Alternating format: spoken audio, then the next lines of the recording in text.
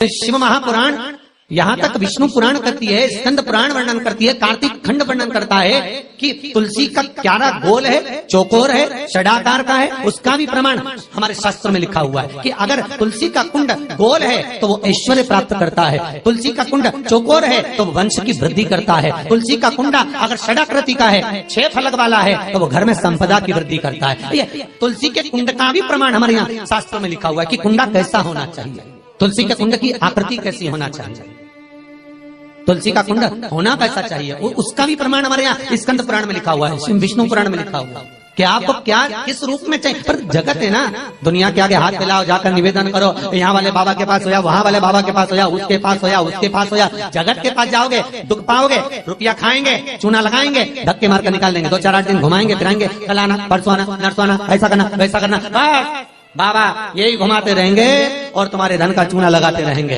पर निवेदन है इनसे बचकर शिव की शरण में जाकर भगवान शास्त्र में जो लिखा है उसके अनुसार हम क्यों ना कर्म करें जिसका फल हम पा जाएं, हम क्यों ना ऐसा कर्म करें जिसके फल को हम पा सकें, हम क्यों भ्रमित हुए। हमारे यहाँ तुलसी के कुंड का भी विधान है, गोल कुंडा है ऐश्वर्य देता, चौकोर कुंडा है। आप लोग कई बार देखे होंगे किसी किसी के यहाँ चौकोर तुलसी का क्यारा होता है, कुंडा होता है, वो वंश बड़ा, षडाकृति का है, वो धन देता है, संपदा देता है। दोष हमारा है, हम तुलसी के कुंडे के नीचे शंकर जी को रख देते हैं, क्यों कि यहीं तुलसी जी को पानी चढ़ाएंगे, यहीं शंकर जी को चढ़ा देंगे, दोष है। तुलसी के कुंड के नीचे हम सर्पदेव को रख देते हैं, नाग देवता रख देते हैं, पानी चढ़ाएंगे, पात्री रख देते हैं, नहीं इसका दोष हम सबको स्वयं अगर गलती करते हैं तो स्वयं को। कैसा कुंड हो, 7 तरह के कुंडों का व्याख्यान तुलसी के रूप में कहा गया है। पहला गोल, दूसरा चौकोर, तीसरा षडाकृति, चौथा त्रिवेणी, 3 कोने वाला कुंडा।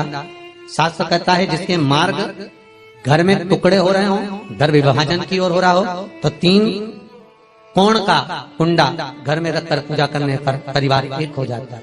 5वां, गार्डन में बिना कुंडे का, बिना कुंड का जो तुलसी का पौधा रोपित होता है, बिना कुंड के एक बगीचा जैसा बो दिया जाता है, तुलसी तुलसी उत्पन्न हो जाती है। महाराज वहां पर संपदा तो रहती है पर चिंता बहुत रहती है, टेंशन बहुत रहती है। क्यों?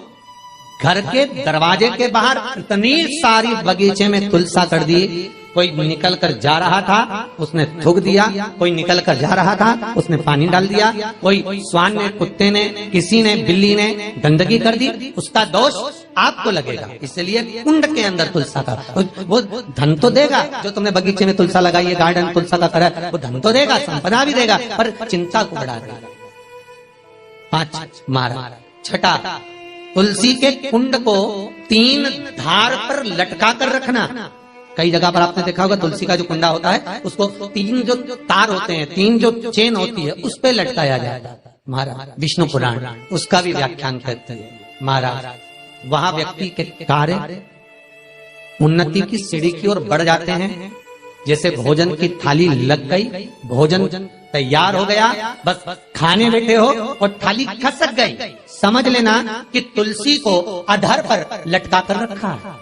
इसलिए कार्य तो हो रहे हैं, बनने वाले, 4 दिन बाद ये काम होने वाला, 8 दिन बाद ये काम होने वाला, लग रहा है कि इसमें इतना फल मिलेगा, लग रहा है इस व्यापार को करेंगे तो इतना फायदा हो जाएगा, सब कुछ करा, लाखों रुपए लगा भी दिए, थाली मालूम पड़े खसक गई, अधर लटका है। 7 क्रम है तुलसी के, ये 6ठा क्रम बताओ। तुलसी का 7वां क्रम, तुलसी का 7वां क्रम है। महाराज तुलसी का कुंडा जैसा घर के आंगन में है, तुलसी का कुंड जैसे घर के आंगन में विराज रहा है, ऐसा ही छोटा सा कुंड भगवान के लिए रोपित करें।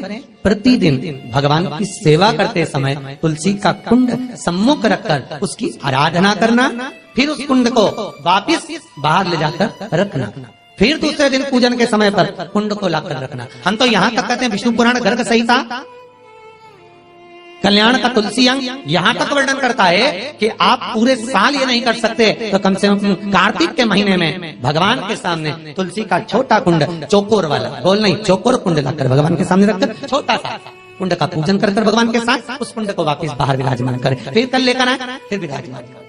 आप पूरे साल नहीं कर सकते तो 1 महीना, उसका फल 1000 गुना प्राप्त होता है।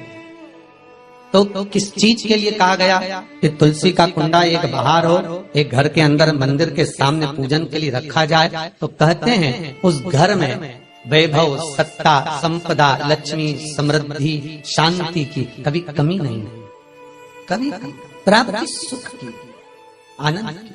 7 तरह के कुंड, 7 तरह के तुलसी के रोग का वर्णन हमारे यहाँ विष्णु पुराण में किया गया। आप किस भाव से कर रहे हैं ये आप महाराज। स्त्रियों के, नारियों के जितने भी रोग होते हैं, बीमारियां होती हैं, रजोधर्म से जुड़ी हुई जो भी तकलीफें होती हैं, उसका भी व्याख्यान देवी भागवत में स्पष्ट कहा गया। गुलर का फूल अर्थात जो देवी जी को, माता जी को जो घंटी वाला फूल चढ़ता है लाल कलर का, गुलर का फूल माता के चरणों को छुआकर, तुलसी के पौधे का स्पर्श कराकर जो नारी को रजोधर्म से जुड़ी हुई परेशानियां होती हैं, उसके अंतर्गत वो फूल तुलसी का पौधा दिखाते हुए खिला दिया जाता है। तो 3 दिन में उसको 2 दिन में आराम लग जाता है, 2 या 3 दिन महाराज। तो शास्त्र कह रहा है आराधना में आप हाथ की माला, कर की माला ना भी रखें तो घट की माला, तुलसी की माला, रुद्राक्ष की माला आपके कंठ में होगी। तो 21,600 श्वास जो मनुष्य के शरीर से प्रतिदिन निकल रही है, 21,600 श्वास जो मानव के शरीर से प्रतिदिन निकल रही है, उस श्वास के बल पर आपकी घट की जिह्वा से वो मंत्र जाप हो जाएगा, उसका पुण्य आपके खाते में। तुम्हारे गले में जो तुलसी की माला हो, तुम्हारे गले में जो रुद्राक्ष की माला हो, उसमें मन के 108 होना चाहिए या 108 से भी ज्यादा होना चाहिए। कम मनके की माला मत पहना गले में, बारीक बारीक मनके की कर लो, छोटे से छोटे मनके की कर लो, 100 से भी ज्यादा हो, 108 से भी ज्यादा हो। क्यों?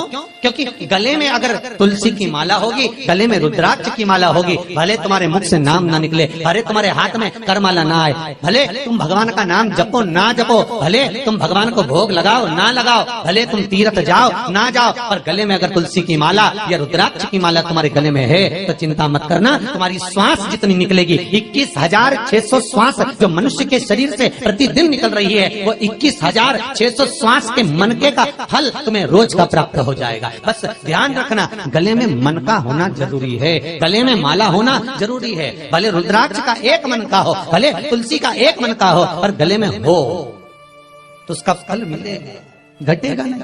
पद्म पुराण गर्ग संहिता में भी आप ढूंढेंगे तो मिल जाएगा। गीता प्रेस गोरखपुर की तुलसी अंक निकालेंगे तो उसमें मिल जाएगा। 2 वृक्ष ऐसे हैं जिनके नजदीक में जो दिया जाता है